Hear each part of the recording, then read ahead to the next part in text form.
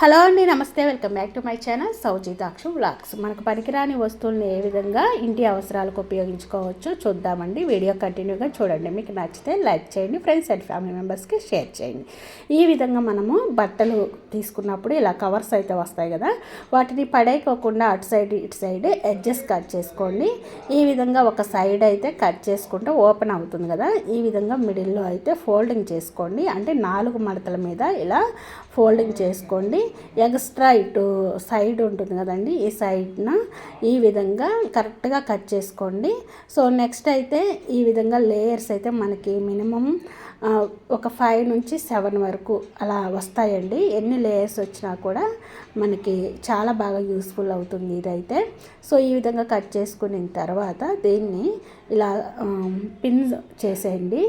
ఇక్కడ దగ్గర వేసేసుకోండి. అటు సైడ్ అయితే అలాగూ ఓపెన్స్ చాలా తక్కువ ఉన్నాయి కాబట్టి దీన్ని ఈ విధంగా అయితే వేసేసుకుంటున్నాను. ఇటు సైడ్ అయితే ఓపెన్స్ ఎక్కువగా ఉన్నాయి కాబట్టి దీన్ని ఫోల్డింగ్ చేసేసి వేసేసుకున్నానండి. ఇలా డైరెక్ట్గా వేసుకున్నా ఏం కాదు, కాకపోతే ఎలాగో వెడల్పు ఎక్కువగా ఉందని చెప్పేసి వేసేసుకుంటున్నాను. ఇలా వేసుకున్న తర్వాత ఒక సైడు ఓపెన్ ఉంచేసేసుకోండి. ఇక్కడైతే లేయర్స్ చాలా ఎక్కువగానే ఉన్నాయండి. మినిమం ఒక 7 లేయర్స్ దాకా వచ్చేసాయి. ఎన్ని లేయర్స్ వచ్చినా మనం చాలా చక్కగా యూజ్ చేసుకోవచ్చండి. అయితే ఇంట్లో ఈ విధంగా పాస్బుక్స్, గ్యాస్ బిల్లులు, అదేవిధంగా రేషన్ కార్డు, ఆధార్ కార్డ్స్, చిన్న ఏటీఎం కార్డ్స్ ఇట్లాంటివన్నీ ఉంటాయి కదా, ఇలా అన్నీ ఒకే దాంట్లో పెట్టేసుకొని చక్కగా మనము హ్యాండ్ బ్యాగ్లో కూడా పెట్టుకోవచ్చండి. ఇంట్లో ఎక్కడైనా సరే మనం పెట్టుకున్నట్లయితే వాటర్ పడినా తడవదండి. చక్కగా ఒక పాకెట్లో ఉంటే మనకి ఈజీగా గుర్తుంటుందండి. ఈ విధంగా పనికిరాని కవర్తో కూడా మనం ఇలా ఇంటి అవసరాలకైతే ఉపయోగించుకోవచ్చు. మీకు నచ్చితే లైక్ చేయండి, ఫ్రెండ్స్ అండ్ ఫ్యామిలీ మెంబర్స్కి షేర్ చేయండి.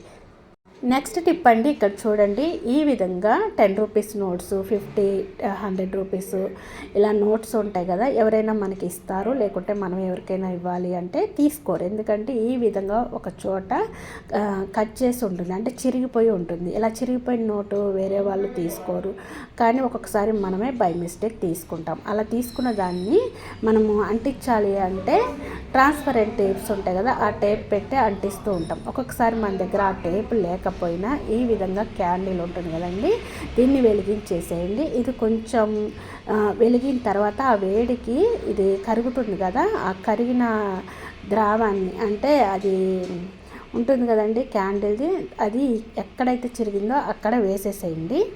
ఆ తర్వాత బ్యాక్ సైడ్ని ఈ విధంగా అనేసేయండి. చక్కగా అతుక్కుంటుందండి. చూడండి, ఎక్కడ కూడా అసలు మీకు చిరిగింది కనిపించట్లేదు కదా.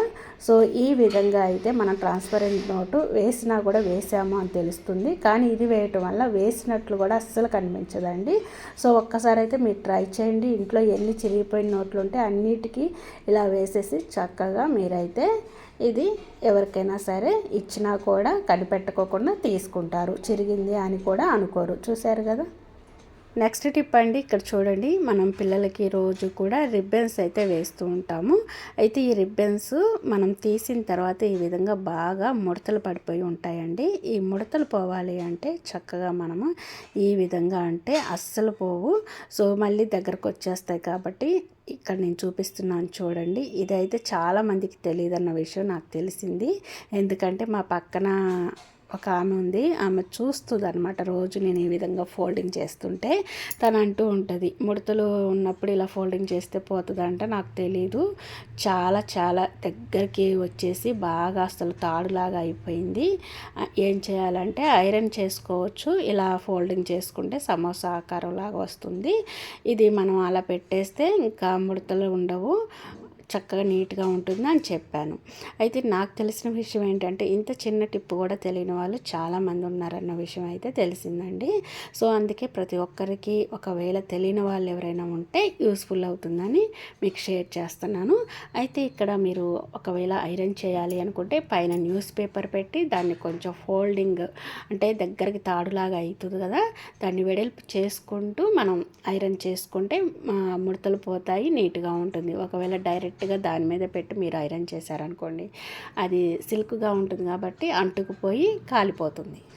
నెక్స్ట్ టిప్ అండి, ఇదైతే చాలా ఇంపార్టెంట్, యూస్ఫుల్, ప్రతి ఒక్కరికి ఉపయోగపడే టిప్ అండి. మనం టీ తాగుతాం కదా, టీ తాగిన తర్వాత ఈ టీ పౌడర్ ఉంటుంది కదా గిన్నెలో, అది పడేస్తూ ఉంటారు చాలామంది. అయితే పడేయాల్సిన అవసరం లేకోకుండా ఈ టీ పౌడర్లో ఒక 2 గ్లాసులు వాటర్ అయితే వేసేసుకోండి, అంటే ఒక అర లీటర్ వాటర్ అనమాట. సో ఇది స్టవ్ వెలిగించేసి బాగా మరగనివ్వండి. మీరు ఇంకా ఎక్స్ట్రా టీ పౌడర్, షుగర్ ఏమి వేయాల్సిన అవసరం లేదు. ఈ విధంగా ఈ గిన్నెకి అంటుకుపోయి ఉంది కదా, మొత్తం కూడా స్పూన్తో ఇలా అనుకుంటూ మరగనివ్వండి. చూసారు కదా, కొంచెం కలర్ అయితే చేంజ్ అయింది. ఇలా మరుగుతున్న దాంట్లో షాంపూ ఉంటుంది కదండి, మీరు ఏ షాంపూ అయితే యూస్ చేస్తారో ఆ షాంపూ వేసేసుకోండి. ఆ షాంపూతో ఒక 2 సెకండ్స్ మరగనివ్వండి, ఎక్కువసేపు అవసరం లేదు, ఆల్రెడీ మరిగింది కదా. సో జస్ట్ ఒక 2 సెకండ్స్ మరగనిస్తే షాంపూ అంతా కూడా ఈ లిక్విడ్లో కలిసిపోయి బాగా పొంగైతే వస్తూ ఉంటుంది. అలా వచ్చేటప్పుడు మీరు స్టవ్ అయితే ఆఫ్ చేసేయండి. ఇక్కడైతే ఒక గిన్నె తీసుకొని, స్ట్రైనర్ తీసుకొని, ఈ విధంగా అయితే మనం మరగపెట్టుకున్నాం కదా, మొత్తం కూడా ఇలా స్ట్రైన్ చేసేసుకుంటున్నానండి. సో ఇప్పుడైతే ఇది ఒక పవర్ఫుల్ లిక్విడ్ లాగా అయితే తయారైంది, బ్రౌన్ కలర్లో ఉంది కదా. ఇది కొంచెం చల్లారాలి. చల్లారిన తర్వాత ఇది ఎన్ని రకాలుగా మనం ఉపయోగించుకోవచ్చు అనేది చూద్దాము.